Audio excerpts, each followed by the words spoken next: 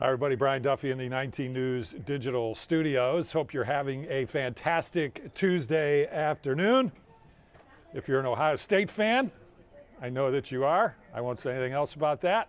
It is a beautiful day outside, unless you would like it to be nice and warm. And it's an awful day, but at least we're not getting snowed all over, and it's not completely nasty out there right now. Let's send it inside to our first alert meteorologist, Eric. Oh, listen, I got this live shot. Hold on, Eric. I wanted to show everybody how nice and beautiful it is outside before we do that. You can see that we got some big puffy clouds. Looks like we got some sun out there, but it is absolutely brutally cold outside, and will be as we roll through the next couple days, at least through today and tomorrow. Let's check in with our first alert meteorologist, Erica Page, who's got the very latest. Hey, Erica.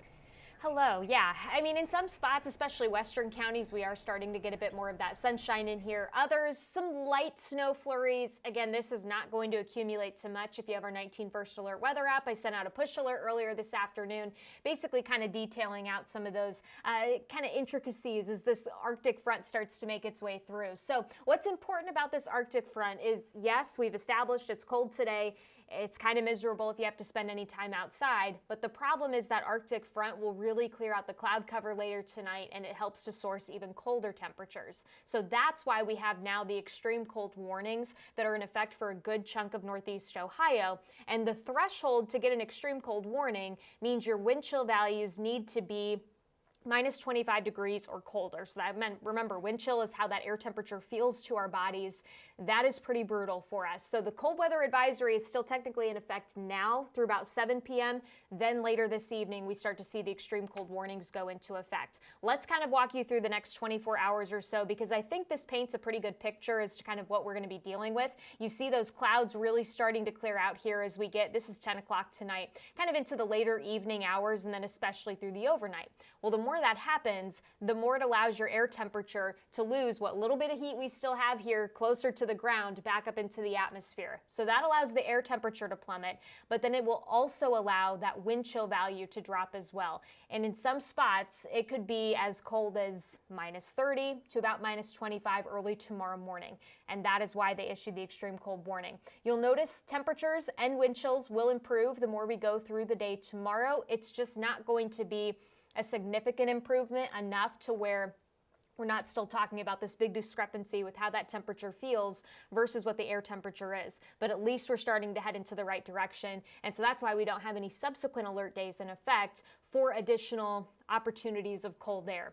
Today, it's, again, just been some of the widely scattered showers. It's not very organized. We don't have a ton of moisture to work with here in our atmosphere right now. All the moisture still sits out over the lake. And if you look up towards our primary snow belt, that's really where we're going to find, if we find much, of the more organized lake effect snow showers here next couple of hours. So again, this is clearing out of here pretty quickly. You see the trend, clearing sky tonight. That's going to allow that temperature just to continue to fall as we get closer to midnight, and then really continue as we go through the overnight hours. It'll be coldest inland away from the lakeshore. Closer to the lake, you will have a little bit warmer temperatures, but you're still talking minus 5 to minus 10 degree range. Air temperature minus 10 to about minus 15 inland in terms of that air temperature by early tomorrow morning. And like we said, your wind chill tracker, it's going to be the worst headed into tomorrow. We do find some improvements, so you'll notice a little bit of kind of teeter-tottering here the next couple of mornings, simply because we've got a couple more rounds of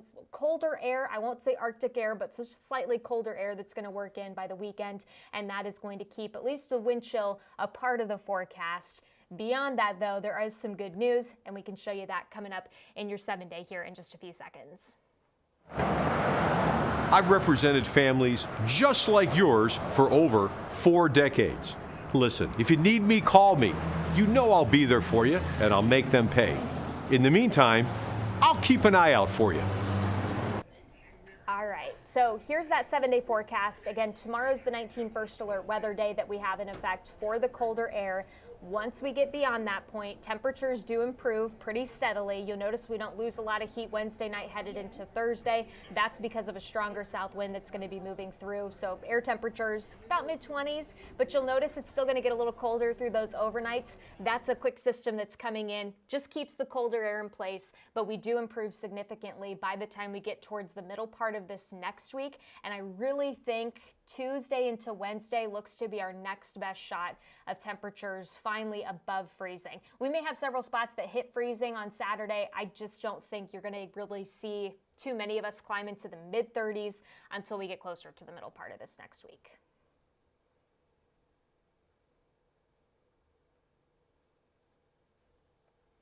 Okay, Erica, thank you. First off, a little slow on your graphic there, so sorry about that as we got rolling. Hey, I wanted to ask you one quick question. You're not in charge of this, but this kind of cold, this kind of wind chill that we're going to see tomorrow, this is the kind of deal where I know we've had school closings yesterday and today. This is the kind where you see these widespread school closings, just because that is going to be really, really brutal. And again, saying you're not making this decision and people are going to have to wait to hear from their schools. But this is the kind of cold that really knocks everybody out, right? It is. And to kind of put it in perspective too, you know, the last time that we've seen wind chills to this level was back in January of 2019. So yes, it happens, but to the level that we're going to be dealing with by early tomorrow morning, it really doesn't happen all that often, which is why it is such a big deal, why we don't want kids exposing themselves longer than they have to the elements, because it is brutal. Things like, you know, hypothermia, frostbite, they can set in in just a matter of minutes. And so we really don't want people out and about too much headed into tonight and early tomorrow morning. Okay, Erica, thank you very much. Appreciate it. And of course, Erica and our top rate team of 19 First Alert meteorologists will be joining us here in just about a half hour as we begin our 3.5 hours of live local news on 19 News. And we, of course, will get you prepared for this so you know exactly what's coming, when it's coming, and how best to work your way through it. That's going to do it for now. I'm Brian Duffy in the 19 News digital studios. Hope you have a really great afternoon. I've represented families just like yours for over 4 decades. Listen, if you need me, call me. You know I'll be there for you, and I'll make them pay. In the meantime, I'll keep an eye out for you.